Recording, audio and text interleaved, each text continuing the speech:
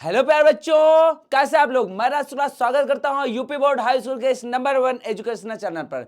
आशा है आप जिंदा जानदार जबरदस्त होंगे, पढ़ाई आपकी एकदम मस्त चल रही होगी। तो बेटा आज हम आपके एक बेहतरीन चैप्टर के एकदम से धज्जियां उड़ाने वाले हैं। ये ध्वनि क्या होती है जो आपके कानों में गूंजती है ना, कहते हैं यार इसकी आज भी आवाज मेरे कानों में गूंज रही है। तो वो कौन सी आवाज है, कैसी आवाज है, क्या होता है, इसके बारे में हम आज ढंग से जानने वाले हैं। एक बात जान लेना, पूरी वीडियो में बने रहना, लास्ट तक देखना। एक बार कह दे रहा हूं, अगर ये वीडियो देख लोगे ना तो ध्वनि से लेकर के एक भी टॉपिक आपका रिमाइंडर नहीं बचेगा कि ये जो तैयार ना हो। मैं फुल टू वन शॉट में पूरा ध्वनि चैप्टर क्लियर करने वाला हूं। तो बस सभी से रिक्वेस्ट है, जल्दी जल्दी वीडियो को शेयर कर दो और बढ़िया आ जाओ वीडियो को देखने, मजा आ जाएगा। ये बात जानने फिर से कह दे रहा हूं, अगर आज की क्लास तुमने अटेंड की तो तुम्हारा इस चैप्टर से लेकर के एक भी पॉइंट बचा नहीं रहेगा। सब कुछ यहीं पर एकदम से स्वाहा हो जाएगा, एकदम से क्लियर हो जाएगा। तो चलो शुरू करते हैं अपनी इस जानदार और मस्त क्लास को। तो भैया ये ध्वनि जो चिल्लाए चिल्लाए गरियावत रहते हो ना एक दूसरे के, तो वही जो ये आवाज निकल रही है ना, ये क्या होता है इसी बारे में जान रहे हैं। तो ध्वनि का संचरण, ध्वनि का संचरण मतलब, संचरण का मतलब ये जान लेना कि कोई चीज का आगे बढ़ना है या कोई चीज को आगे जाना, संचरित हो रही है। जैसे हमारे इलेक्ट्रिसिटी होता है वो भी तार में संचरित होता है, बहता है, जाता है। तो यहाँ पे ध्वनि के संचरण की बात हो रही है। तो और देख लो, तो पहले ध्वनि यानी साउंड क्या होता है, जब किसी वस्तु में कंपन उत्पन्न होने से ध्वनि उत्पन्न होती है। लाइक कोई एक वस्तु थी, इसको हमने, अरे यार तेज से लग गया, मतलब अगर इसको हमने तेजी से मैंने एक उंगली से मारा था ना, इससे तेज से लगा, ये मैं सोचना सर नोटेंगे ना। तो क्या है, अगर हम किसी वस्तु को चोट पहुंचाते हैं, कंपन उत्पन्न करते हैं, उससे हमारी क्या होती है, ध्वनि उत्पन्न होती है। अच्छा, तो ध्वनि उत्पन्न करने वाले एक या कंत का नाम लिखाइए, जिससे कंपमान स्वरित द्विभुज। अरे यार दुनिया भर की चीज है, परेशान होना। ये यंत्र का नाम बता रहा कि जिसे हम ध्वनि को उत्पन्न कर सकते हैं। आगे कंपन होता क्या है, ये बड़ा पॉइंट आया कि कंपन क्या होता है। कह रहा किसी वस्तु का तेजी से इधर उधर गति करना कंपन कहलाता है। क्योंकि हम लोग बढ़ते हैं ना कि वस्तु को हमने कंपित करा दिए, कंपायमान हो गया। तो ये बात जाने ना, कंपन क्या होता है। कह रहा किसी वस्तु का तेजी से इधर उधर करना ही कंपन कहलाता है। एक काम करो, एक रबड़ लो, रबड़ को खींच दो, खींचने के बाद वो रबड़ ऐसी हिलती रहती है, यही कंपन होता है। क्या होता है, यही कंपन होता है। इसी की बात हो रही थी। अब आगे देखो, लाइक अब यहां पर हमने देखो, ये हमारे पास एक कंपान स्वरित द्विभुज था। इसे हम कंपान जो यहां पे बात की ना, किससे उत्पन्न हम कर सकते हैं, ध्वनि उत्पन्न करने वाले के यंत्र का नाम कंपमान स्वरित द्विभुज, यही संरचना होती है। यहाँ पर ध्यान से देख लो, इसी के द्वारा ही कंपन उत्पन्न कराया जाता है। हमने ऐसा लिया, अरे ये लैब में मिलता है, आपको परेशान होने की जरूरत नहीं है। अच्छा, ध्वनि उत्पन्न करने के तरीके कौन कौन से होते हैं, कैसे कैसे करके हम ध्वनि उत्पन्न कर सकते हैं। तो भैया किसी वस्तु पर आघात करके, मतलब चोट पहुंचा के, पीट करके, ठोक करके भी हम ध्वनि उत्पन्न कर सकते हैं। आगे घर्षण द्वारा, मतलब कि रगड़ करके, ये घर्षण देखो, आवाज सुनाई दे, मैं हाथ को रब कर रहा हूँ, ये भी द्वारा खुरज करके, मतलब ऐसे ऐसे ऐसे नोच नाच के, आगे रगड़ के क्या कर देना, रगड़ करके, वही घर्षण द्वारा ये रगड़ के एक ही जैसा सिमिलर पड़ जाता है। और वायु फेंक कर या उनको हिलाकर ध्वनि उत्पन्न किया जा सकता है। मतलब कि किसी भी चीज को हिला करके आवाज हम कर सकते हैं, या किसी पे वायु फेंक करके भी हम उत्पन्न कर सकते हैं। मनुष्य में ध्वनि क्या कर रहा है, मनुष्य में ध्वनि उनके वाक तंतुओं के कंपित होने के उत्पन्न होती है। वाक तंतु मतलब जैसे जीभ हमारा एक अंदर पाया जाता है, इस सब चीज की वजह से क्या होता है, दांत भी हमारे वाक तंतु होते हैं, जिनसे कंपित होकर के हमारे, या ये वोकल कॉर्ड्स बोलते हैं यहाँ पर, वो पाया जाता है। इसकी वजह से भी हमारी ध्वनि उत्पन्न होती है। अब इसको जब बोलते हो ना, तो इसको टच करके देखो, वाइब्रेशन उत्पन्न हो रहा है। तो यही हमारा द्वारा मनुष्य में ध्वनि उत्पन्न करने का तरीका है। ध्वनि तरंग के स्वरूप में गति करती है, किसके, ध्वनि तरंग के रूप में गति करती है। तो याद रखना, जो हमारी ध्वनि होती है वो तरंग के रूप में ही गति करती है। आ गया, मधुमक्खियों के पंखों के कंपन से भी ध्वनि निकलती है, जिससे भिनभिनाहट की आवाज़ आती है। जैसे आपको मम्मी ने मार दिया, आपकी गलती नहीं थी, या डांट दिया, आपकी गलती नहीं थी, तो आप क्या भुनभुनाने लगते हैं। तो क्या है, वो तो भुनभुनाना दूसरा, लेकिन मक्खियों के पंख से भी भुनभुनाने की आवाज़ आती है। इस प्रकार भी ध्वनि उत्पन्न की जा सकती है। अब आओ हम लोग ध्वनि का संचरण ढंग से देखते हैं। Propagation of sound. क्या ध्वनि का एक स्थान से दूसरे स्थान तक स्थानांतरण होता है, इसे ही ध्वनि का संचरण कहते हैं। फिर देखो, ध्वनि का एक स्थान से दूसरे स्थान तक स्थानांतरण होता है। लाइक मैं यहाँ बोलता हूँ, आप अगर मेरे सामने खड़े होते तो वहाँ तक आवाज़ मेरी जाती, तो ये स्थानांतरण होता है, इसे ही ध्वनि का संचरण कहते हैं। माध्यम क्या है?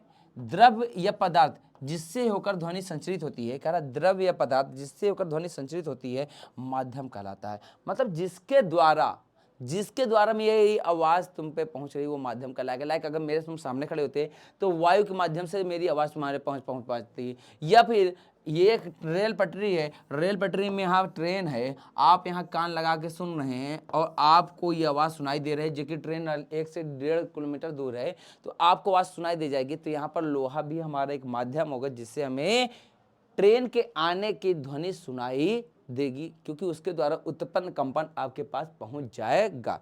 तो ये हमारे होते हैं माध्यम, जो वो पदार्थ होते हैं जिनसे होकर ध्वनि संचरित होती है, ये ध्वनि आगे बढ़ती है। आगे देखो, ध्वनि के संचरण के लिए माध्यम, ध्वनि संचरण के लिए कौन कौन माध्यम? ध्वनि 3 माध्यमों से होकर संचरित होती है। कौन सा? पहला ठोस, द्रव, गैस। इन सभी तीनों माध्यम से क्या होती है? ध्वनि संचरित होती है। क्या होती है? ध्वनि संचरित होती है। कौन से? ठोस, द्रव, गैस। तो बात याद रखना, ध्वनि के संचरण के लिए तीनों माध्यम और मतलब कि होकर इन तीनों माध्यम से ही जा सकती है। मतलब ये मत सोचना कि इनसे ना जाएगा, इन तीनों के तीनों माध्यम से ही जो है हमारा ध्वनि का संचरण होता है। बी सिंपल कि ठोस, द्रव, गैस। कोई कहे कि इनमें से होता है कि नहीं होता तो बता देना, तीनों के तीनों माध्यम से ध्वनि का संचरण होता है। अगला क्या है? जिस माध्यम का घनत्व अधिक होता है उसमें ध्वनि की अधिक तेजी से गति करती है, अर्थात उस माध्यम में चार्ज सबसे अधिक होता है। जैसे ठोस का घनत्व तो सबसे ज्यादा होता है, गैस का घनत्व सबसे कम होता है। इसलिए ठोस में वो जो हमारी ध्वनि होती है इसकी गति सबसे ज्यादा तेज होती है और गैस में ध्वनि सबसे कम होती है। निर्वात में 0 होती है। निर्वात वो होता है जहां पर वायु उपलब्ध न हो, इंग्लिश में बोलते हैं वैक्यूम। तो वहां पर जो ध्वनि की चाल एकदम 0 होती है। अच्छा, संपीड़न क्या होता है? जब कोई कंपनमान वस्तु आगे की ओर कंपन करती है तो इस प्रकार के उच्च दाब को क्षेत्र उत्पन्न होता है। मतलब जिसके वजह से अगर वो आगे वालों को ढकेलती है बेटा बढ़, जिसके कारण क्या होता है? उच्च दाब उत्पन्न होता है। लाइक कोई धातु है, उसके कण होंगे, कण को यहाँ वाला उसने कंपन किया, जिसकी वजह से ये सब अपने आप क्या है? उच्च दाब उत्पन्न होता है। ठेलते हैं आगे वाले, बड़ा सा पीछे से ढकेला जा रहा है, तो जिसकी वजह से उच्च दाब क्षेत्र उत्पन्न होता है। इस क्षेत्र को संपीड़न या कंप्रेशन यानी शीर्ष से प्रदर्शित करते हैं, इसे कंप्रेशन कहते हैं या फिर संपीड़न कहते हैं। ये बात याद रखना, एग्जाम में पूछ लेता है कि संपीड़न कहते किसे हैं, शॉर्ट में पूछ लेता है। आगे पॉइंट देखो, विरलन क्या होता है? रेरफेक्शन, जब कोई कंपमान वस्तु पीछे की ओर कंपन करती है। क्या करती है? पीछे की ओर कंपन करती है, तो इस प्रकार के निम्न दाब का क्षेत्र उत्पन्न होता है, जिसे विरलन कहते हैं। जैसे संपीड़न का उल्टा, ये आगे की ओर बढ़ रहा था कंपन और ये पीछे की ओर बढ़ रहा था। जब आगे की ओर कंपन बढ़ेगा, वो आगे निम्न दाब उत्पन्न होगा, तो इससे हम क्या कहेंगे? संपीड़न। लेकिन जैसे क्या है, ये वाला आगे तो बढ़ गया था, मान लो ये वाला बढ़ गया था, लेकिन इधर तो निम्न दाब हो गया ना, इधर तो निम्न दाब हो गया, जिसे हम क्या कहेंगे? विरलन कहेंगे। क्या कहेंगे? विरलन कहेंगे। आ गया। संपीड़न और विरलन में अंतर क्या है? संपीड़न यह तब बनता है जब कोई वस्तु आगे की ओर गति करता है, यह एक उच्च दाब का क्षेत्र होता है। ठीक, यह तब तक बनता है जब तक वस्तु आगे की ओर गति कर रही है। वस्तु आगे ओर जा रही है मतलब आगे है, मतलब वस्तु यहाँ खत्म, तो मतलब संपीड़न खत्म हो जाएगा। यह एक उच्च दाब उत्पन्न करेगा। और विरलन क्या करता है? यह तब बनता है जब कोई वस्तु पीछे की ओर गति करता है, यह एक निम्न दाब का क्षेत्र होता है। ये बात ध्यान से जान लेना, ये क्या होता है? निम्न दाब का क्षेत्र होता है। आगे करा ध्वनि संचरण का घनत्व परिवर्तन के संचरण के रूप। करा किसी माध्यम में कणों का अधिक घनत्व अधिक दाब को और कम घनत्व कम दाब को दर्शाता है। फिर से जान लो, करा किसी माध्यम में कणों का अधिक घनत्व, जब कोई ज्यादा मतलब कि कण अधिक घनत्व है तो वो अधिक दाब का मतलब कि कण सटे सटे हैं। लाइक कोई हम ठोस की बात कर देते हैं, ये हमारे पास ठोस है तो इसका घनत्व अधिक होगा तो इसमें दाब भी अधिक होगा, और अगर घनत्व कम होगा तो दाब भी कम होगा। इस प्रकार ध्वनि का संचरण घनत्व परिवर्तन के संचरण के रूप में भी देखा जा सकता है कि मतलब अगर हम घनत्व बदल देंगे तो भी ध्वनि का हिसाब बदल जाएगा, ध्वनि का दाब भी बदल जाएगा और संचरण भी बदल जाएगा। अब ध्वनि तरंग, ध्वनि एक प्रकार की ऊर्जा है, ये बात भी जान लेना। ध्वनि चलती किसके रूप में? तरंग के रूप में, इसे ध्वनि तरंग भी कहते हैं। अब ध्वनि तरंग साउंड वेव होता क्या है? ध्वनि को तरंग के रूप में जाना जाता है और तरंग के रूप में एक विक्षोभ है जो कंपमान वस्तु द्वारा उत्पन्न होती है। यह तरंगे अनुदैर्घ्य होती हैं और संपीड़न और विरलन से बनती हैं। तो सिंपल में जान लेना कि ये तरंग के रूप में चलती है और एक विक्षोभ उत्पन्न करती हैं, एक डिस्टर्बेंस उत्पन्न करती हैं, जिसकी वजह से कंपमान वस्तु द्वारा उत्पन्न होता है। मतलब एक विक्षोभ जो है मतलब कि एक आवाज़, एक डिस्टर्बेंस उत्पन्न होती है जो कंपमान वस्तु के द्वारा होता है। ये तरंगे अनुदैर्घ्य तरंग होती है, ये बात याद रखना। आ गया, बहुत इंपॉर्टेंट चैप्टर है, इस वजह से कह रहा हूँ मन लगा के पढ़ना। एक बात और, ये चैप्टर थोड़ा अभी थोड़ा इंटरेस्टिंग कम लग रहा है, कुछ समय बाद आपको मजा आएगी, तो परेशान होने की जरूरत नहीं है। अभी लास्ट में सब मजा आने वाला कि क्या ही क्या चीज़ होती है। कह रहा ध्वनि तरंगे यांत्रिक तरंगे होती हैं। कह ध्वनि तरंगों का संचरण के लिए माध्यम की आवश्यकता होती है। यही कारण है कि ध्वनि तरंगों का यांत्रिक तरंग भी कहते हैं। ध्वनि का संचरण के लिए सबसे सामान्य माध्यम वायु का सबसे सामान्य माध्यम होता है। मतलब कि अगर इसको आराम से जानना कहीं पर, सबसे सामान्य माध्यम क्या होता है? वायु होता है। और एक बार जान लेना, इसके लिए माध्यम की आवश्यकता होती है, इस वजह से इसे यांत्रिक तरंग कहा जाता है। तो ये बात एकदम से क्लियर रख लेना, माध्यम की जरूरत पड़ती है, इस वजह से इसको क्या कहा जाता है? यांत्रिक तरंग कहते हैं। एक बार जानो, निर्वात में ध्वनि का संचरण नहीं हो सकता क्योंकि वहां पर कोई भी माध्यम नहीं होता। मैंने स्टार्टिंग बोला था निर्वात में ध्वनि का संचरण नहीं हो सकता क्योंकि वहां पर कोई भी माध्यम नहीं होता। जहां पर माध्यम नहीं होता है वहां पर ध्वनि का संचरण नहीं होता है। फिर कह रहा है ध्वनि तरंग के अभिलक्षण क्या होते हैं? ये में 3 अभिलक्षण होते हैं, आवृत्ति, आयाम और वेग। तीनों बहुत इंपॉर्टेंट है और समझते हैं। तरंग दैर्घ्य क्या होता है? तरंग दैर्घ्य किन्हीं दो निकटतम श्रृंगों अर्थात गर्तों के बीच की दूरी को एक दोलन पूरा करने में तरंग द्वारा चली गई दूरी को तरंग दैर्घ्य कहते हैं। ये हमारा वेव है, ये हमारा श्रृंग हुआ, ये हमारा गर्त हुआ। तो कह रहा है कि एक दोलन है, एक दोलन मतलब कि लगभग 2 पाई डिग्री कंप्लीट करने में जो चली गई दूरी होगी, मतलब यहाँ से यहाँ तक जो चली गई दूरी है, यही तरंग दैर्घ्य कहलाएगी, यानी वेव लेंथ कहलाएगी। क्या कहलाएगी? वेव लेंथ यानी तरंग दैर्घ्य कहलाएगी। इसे ग्रीक अक्षर लैम्डा से प्रदर्शित करते हैं। ध्वनि की चाल बराबर तरंग दैर्घ्य गुणे आवृत्ति। क्या होता है?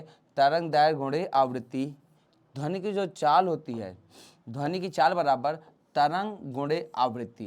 तो पहले तरंग जान लो। कह रहा है दो निकटतम श्रृंग और गर्त, श्रृंग और गर्त के बीच की दूरी या एक दोलन पूरा करने में तरंग द्वारा चली गई दूरी को तरंग कहते हैं, या श्रृंगों और गर्त के बीच की दूरी को हम क्या कहते हैं? तरंग दैर्घ्य कहते हैं। सिंपल में याद रखना। और ध्वनि की चाल बराबर अगर निकालना है तो हमें तरंग दैर्घ्य निकल जाए, पता चल जाए। अब आवृत्ति कितनी है तो पता चल जाएगा कि ध्वनि की चाल क्या है। तो फ्रीक्वेंसी क्या होता है? एक सेकंड में दोलनों की संख्या को आवृत्ति कहते हैं। ये सही मात्रक हर्ट्ज होता है। मतलब एक सेकंड में कितनी बार ये दोलन कंप्लीट हो रहा है, एक सेकंड में जितनी बार दोलन कंप्लीट हो रहा होगा उसे ही हम आवृत्ति कहते हैं। फिर से जान लो, आवृत्ति किसे कहते हैं? एक सेकंड में दोलन की संख्या, कितने दोलन हो रहे हैं, इसकी संख्या को ही आवृत्ति कहा जाता है। ये बात एकदम दिमाग में गांठ मान लो। अब देखो, ये हमारा श्रृंग, ये हमारा गर्त है, ये श्रृंग है, गर्त है, श्रृंग गर्त। अब ये हमारा श्रृंग और गर्त, इसके बीच की दूरी को हम क्या कहेंगे?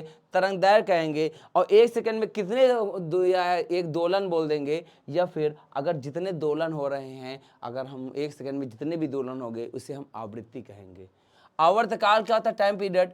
एक दोलन पूरा करने में लगा समय आवर्तकाल कहलाता है। मतलब कि एक दोलन पूरा करने में, इसको यहां से यहां तक जाने में जो समय लगा उसे ही आवर्तकाल कहा जाता है। एक दोलन पूरा करने में जो समय लगता है उसे आवर्तकाल कहा जाता है। बात याद रखना। आयाम क्या होता है? किसी तरंग के संचरण में माध्यम के कणों को संतुलित करने की स्थिति में अधिकतम विस्थापन आयाम कहलाता है। मतलब कि माध्यम के कण को बैलेंस रहे, मतलब इधर उधर डिस्टर्ब ना हो, तो उनके लिए कणों का संतुलन स्थिति में अधिकतम विस्थापन आयाम कहलाता है। मतलब ये जितना ये जो श्रृंग की जो ऊंचाई होती है, ये जितना ही ये आगे जाएगी यही आयाम कहलाता है। आयाम या एम्पलीट्यूड बोले तो क्या बोलते हैं? एम्पलीट्यूड बोलते हैं। तो इसे बात ध्यान देना। श्रृंग क्या होता है कि ध्वनि तरंग के शिखर को तरंग का श्रृंग कहे जाते हैं और गर्त ध्वनि के तरंग की घाटी को गर्त कहा जाता है। मतलब ये जो हमारा होता है श्रृंग होता है, ये गर्त होगा। ये क्या होगा? हमारा श्रृंग होगा और ये हमारा क्या होता है? गर्त होता है। तो ये बात याद रखना, ऊंचाई वाले को गर्त और नीचे जो घाटी वाला एरिया बढ़ जाता है तरफ से उसे हम गर्त कहते हैं। गुणता क्या है? यह ध्वनि की एक अभिलक्षण है जो हमें समान तारत्व और प्रबलता दोनों ध्वनियों के अंतर को सहायता करता है। अभी तारत्व के बारे में हम जानेंगे तब पता चल जाएगा।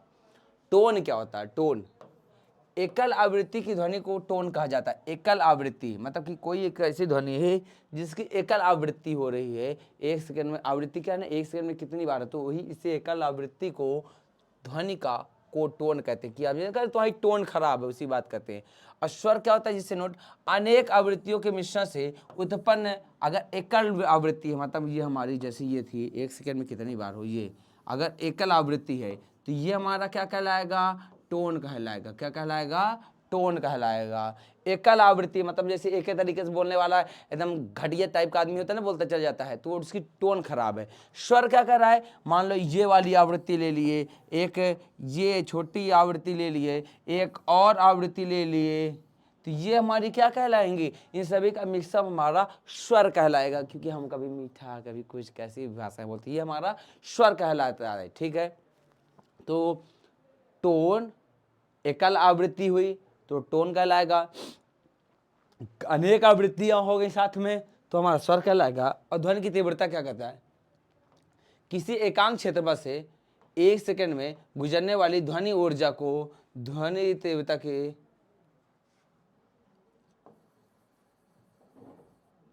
कहते हैं। कुत्ते लिखा हुआ है। कह रहा किसी एकांक क्षेत्रफल से, कोई एक एकांक क्षेत्रफल था, मान लो ये एकांक सेकंड में, इसमें एकांक सेकंड में गुजरने वाली ध्वनि ऊर्जा को ध्वनि की तीव्रता कहता है। किसी एकांक एरिया से जितने मात्रा में ध्वनि ऊर्जा गुजर रही है, जितनी ध्वनि ऊर्जा गुजर रही है उसे ही ध्वनि की तीव्रता कहते हैं। याद कर लेना।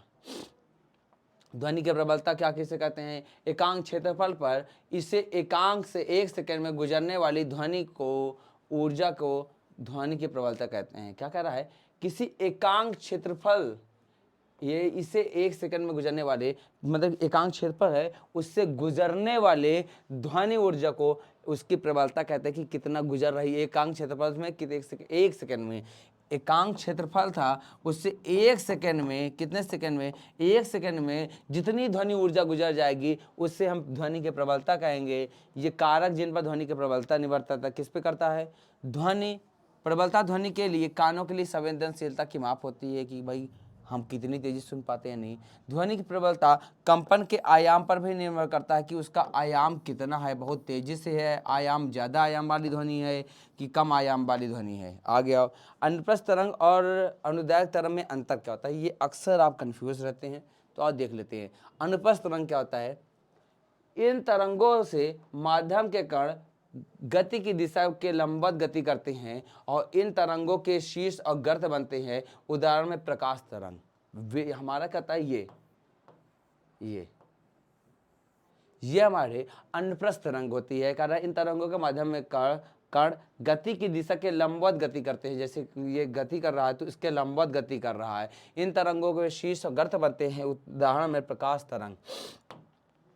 अनुदैर्घ्य तरंग कहता है इन तरंगों के माध्यम में कण गति की दिशा के अनुदिश गति करते हैं, मतलब कि जिधर जाना चाहिए उधर नहीं जाते हैं। इस वजह से इसे हम तरंगों में संपीड्य, तरंगों के संपीड्य और विरलन से बनते हैं, इन्हें हम ध्वनि तरंग कहते हैं। तो बात क्लियर रखना। तरंग गति क्या है? तरंग गति माध्यम से प्रगमन करता हुआ कंपन विक्षोभ है, जिसमें दो बिंदुओं के बीच सीधे संपर्क हुए बिना एक दूसरे को ऊर्जा स्थानांतरित की जाती है। मतलब तरंग गति वो होता है जिसमें हम क्या करते हैं, एक माध्यम से प्रगमन माध्यम से वो क्या करता है, तरंग गति माध्यम से प्रगमन करता हुआ जाता हुआ कंपन विक्षोभ है, जिसमें दो बिंदुओं के बीच सीधे संपर्क हुए बिना एक दूसरे को ऊर्जा, मतलब कि इस पॉइंट से इस पॉइंट को टच नहीं करेगा, लेकिन ध्वनि ऊर्जा को जैसी इधर ऊर्जा इधर पहुंच जाएगी, जिसे हम तरंग गति कहते हैं। जिसे हम क्या कहते हैं? तरंग गति कहते हैं। आगे आओ, ध्वनि का परावर्तन किसे कहते हैं? ध्वनि की चाल को प्रभावित करने वाले कारक कौन कौन से हैं? तापमान और माध्यम। देखो तापमान क्या है, जैसे कोई चीज़ है, अब जैसे लोहा है, लोहे को गर्म कर दो, क्या कर दो? गर्म कर दो, तो भैया उसका घनत्व घटने लगता है, जिसके वजह से क्या हो जाएगा? इफेक्ट आ जाएगा। माध्यम, अलग अलग माध्यम में ध्वनि की चाल अलग अलग होती है। आगे आओ, ध्वनि का परावर्तन किसे कहते हैं? ध्वनि का परावर्तन प्रकाश के परावर्तन जैसे ही होता है। जैसे सिंपल, जैसे लाइक हमारा प्रकाश था ना, इसमें आया, टकराई, चला गया, सेम ऐसे ध्वनि भी आएगी, ऐसे टकराएगी और ऐसे चले जाएगी। तो और ये परिवर्तन के उन सभी नियमों का पालन भी करता है। परावर्तक सतह पर खींचे गए अभिलंब तथा ध्वनि के आपतन होने की दिशा तथा परावर्तन होने की दिशा के बीच का कोण आपस में बराबर होता है। मतलब अभिलंब खींच देंगे तो ये कोण के बराबर होता है। ध्वनि के आपतन होने की दिशा, अभिलंब और परावर्तन होने की दिशा तीनों एक ही तल में होता है। बिल्कुल देख लो, ये आपतन होने की दिशा है, ये परावर्तन देने की दिशा है, और ये अभिलंब, ये तीनों क्या है? एक ही तल में स्थित है। सेम हमारा परावर्तन का जो है ना, प्रकाश का परावर्तन क्लास 10 में, वैसे ही ये भी होता है। जैसे क्लास में 10 में परावर्तन का नियम है, ऐसे ये भी पालन करता है। आगे देखो, तो प्रतिध्वनि क्या होता है? जिसे हम इको साउंड करते हैं। जब कोई किसी माध्यम से टकरा करके, जब कोई ध्वनि, लाइक मैं बोल रहा हूँ, हमारे कमरे में मतलब कि ध्वनि को अवशोषित करने वाले मतलब कि फॉर्म लगे हुए हैं। अब जब ध्वनि इसमें टकराती है, टकराने के बाद क्या होती है? वापस आती है और हमें सुनाई, हम बोलें और बोलने के बाद हमें फिर से सुनाई दे जाए हमारी आवाज़। एक बार तो बोलने के बाद और दोबारा फिर से हमें सुनाई दे रही है, इसे हम प्रतिध्वनि कहते हैं। ये हमें वादियों में जाएंगे, पहाड़ वाड़ एरिया में, तो वहाँ ज़्यादा सुनाई देती है। जब कोई ध्वनि किसी माध्यम से टकरा कर परावर्तित होती है, तो वह ध्वनि हमें पुनः सुनाई देती है, इसे हम प्रतिध्वनि कहते हैं। ध्वनि तरंगों के परावर्तन के लिए बड़े आकार के अवरोधक की आवश्यकता होती है, वो चाहे पॉलिश किए हुए हों या खुरदरे हों। आप मॉल में जाओगे या किसी भी सिनेमा हॉल में जाओगे, जहाँ पर आगा सिनेमा लगा है, बना हुआ है, जैसे अभी इलाहाबाद में PVR है और बहुत जगह ऐसे ही होते हैं, तो इनमें क्या होते हैं, साइड में है लकड़ी या फॉर्म के लगाए जाते हैं, जिसके वजह से अगर कोई तेज से आवाज़ होना तो बाबा गूंजे ना, जो आवाज़ उत्पन्न हो तो वो एब्जॉर्ब कर लिए जाए। हमारे मस्तिष्क में ध्वनि की संवेदना लगभग 0.1 सेकेंड तक बनी रहती है। मतलब हम किसी भी आवाज़ को जो हमें सुनाई दी, वो केवल कितने सेकंड के लिए होती है? 0.1 सेकेंड के लिए होती है। उसके बाद वो काम खत्म, अब बार बार थोड़ी सुनाई देगा। आगे देखो, स्पष्ट ध्वनि सुनने के लिए मूल ध्वनि तथा परावर्तित ध्वनि के बीच कम से कम 0.1 सेकेंड का समय अंतराल होना आवश्यक हो जाए। मतलब कि अगर हमें प्रतिध्वनि सुनना है तो इतने टाइम का अंतर होना चाहिए, अदरवाइज हमें सुनाई नहीं देगा। इस पर प्रतिध्वनि सुनने के लिए अवरोधक की ध्वनि स्रोत से न्यूनतम दूरी प्रतिध्वनि द्वारा की गई दूरी कुल दूरी की आधी होनी चाहिए, यानी 17.2 मीटर आवश्यक होनी चाहिए। मतलब मिनिमम इतना तो होना चाहिए जिससे हमें क्या है, ध्वनि प्रतिध्वनि सुनाई दिया जाए। क्या है, कितना? इस पर प्रतिध्वनि सुनने के लिए अवरोधक, किसे? अवरोधक, मतलब जो हमें डिस्टर्ब कर रहा है, अवरोधक से प्रतिध्वनि से न्यूनतम दूरी द्वारा तय की गई कुल दूरी की आधी दूरी, अर्थात इतनी तो मिनिमम होनी ही चाहिए। अब हमारा ये चीज़ होता है, यहाँ पर हम तो अब थोड़ा आखिरी स्टेज पे आ गए हैं, थोड़ा देख लेना। ध्वनि 3 प्रकार की होती है। एक अपशब्द ध्वनि होती है, और इसे क्या कहते हैं? अपशब्द ध्वनि 20 हर्ट्ज से कम आवृत्ति वाली ध्वनियों को अपशब्द ध्वनि कहा जाता है। और अपशब्द ध्वनि सुनने के लिए वाले जंतु कौन कौन से? राइनोसोरस यानी गैंडा जो है 5 हर्ट्ज तक की आवृत्ति को अपशब्द ध्वनि का सुनने का उपयोग करके संपर्क स्थापित करता, मतलब इतने कम हर्ट्ज को भी सुन लेता है। व्हेल और हाथी अपशब्द ध्वनि परिसर की ध्वनियों को उत्पन्न करते हैं। आ गया, कुछ जंतु जैसे चूहे, सांप जो धरती में रेंगते हैं भूकंप के समय परेशान हो जाते हैं। ऐसा इसलिए होता है कि जब भूकंप के मुख्य प्रघाती तरंगे आने से पहले एक निम्न आवृत्ति की अपशब्द ध्वनि उत्पन्न होता है जो जंतुओं को सावधान कर देता है। मतलब आप देखो ना, जब भूकंप आता है तो छोटे कीड़े मकोड़े जानवर सब इधर भागने लगते हैं, क्योंकि उनको ये जो निम्न श्रव्य की ध्वनि होती है वो सुनाई देने लगती है। अच्छा, श्रव्य ध्वनि कहते हैं वो अपशब्द है। अपशब्द ध्वनि वह ध्वनि जिसको हम मनुष्य अपने कानों से सहज सुन सकते हैं उसे श्रव्य ध्वनि कहते हैं। मतलब जो आवाज़ हम लोग सुन सकते हैं उसे श्रव्य ध्वनि कहा जाता है। उसे क्या कहते हैं? श्रव्य ध्वनि। इसका परिसर 20 हर्ट्ज से 20 किलो हर्ट्ज तक होता है, या 20,000 हर्ट्ज बोले सिंपल में तो वही बाई बात देंगे। मनुष्य इस सीमा से कम की ध्वनि को सुन नहीं सकता। अगर इससे कम अगर ध्वनि होगी तो सुनाई नहीं देगा। और इस सीमा से अधिक ध्वनि यानी 20 किलो हर्ट्ज या इससे अधिक की आवृत्ति की ध्वनि को सहन नहीं कर सकता। मतलब कि इससे कम हुआ, 20 से कम हुआ तो सुन नहीं पाएगा, और 20,000 ज्यादा से हुआ तो बर्दाश्त नहीं कर पाएगा। जब होता ना कि अरे भाई मत चिल्ला, बर्दाश्त से बाहर हो गया, ऐसा नहीं। पराध्वनि के अनुप्रयोग क्या होते हैं? जिसे एप्लीकेशन हम अल्ट्रासाउंड कहते हैं। पराध्वनि प्रायः उन भागों को साफ करने के लिए प्रयोग की जाती है जहाँ तक पहुँचना कठिन है, जैसे सर्पिकुलर नली या इलेक्ट्रॉनिक पुर्जे, मतलब कि जैसे होती है ना ऐसे ऐसे कार्य वाले, तो उनके लिए हम पराध्वनि का उपयोग करते हैं। पराध्वनि का उपयोग धातु के ब्लॉकों को, दरारों को पता लगाने के लिए किया जाता है कि उनके बीच में कोई जगह होगा तो खाली नहीं है, तो उनको पता करने के लिए पराध्वनि का हम यूज करते हैं। सोनार क्या होता है? सोनार शब्द का पूरा नाम साउंड नेविगेशन एंड रेडिएशन। सोनार एक ऐसी युक्ति होती है जिसमें जल में स्थित पिंडों या दूरी दिशा, मतलब कि देखो ये हमारे जहाजों में इस्तेमाल किया जाता है, और नीचे क्या है या सामने क्या है उसका पता लगाने के लिए, कहीं हम जाकर टकरा न जाएं या कोई जैसे पनडुब्बी है, इन सब में सोनार तकनीकी का यूज किया जाता है। तो अब इसका उपयोग क्या है? सोनार तकनीक का उपयोग समुद्र की गहराइयों को ज्ञात करने तथा जल के अंदर स्थित चट्टानों, घाटियों, पनडुब्बियां, मिसाइल, डूबे हुए जहाज आदि की जानकारी प्राप्त करने के लिए इस तकनीक का यूज करते हैं। आगे देखो, तो बस हमने आज इस चैप्टर के पूरे इंपॉर्टेंट टॉपिक्स जितने थे उसको कवर कर लिए। अब इसी वीडियो के साथ अब हम अपने क्लास ख़त्म करते हैं। मिलते हैं अगले क्लास में, तब तक के लिए नमस्कार, राधे राधे, जय हिंद।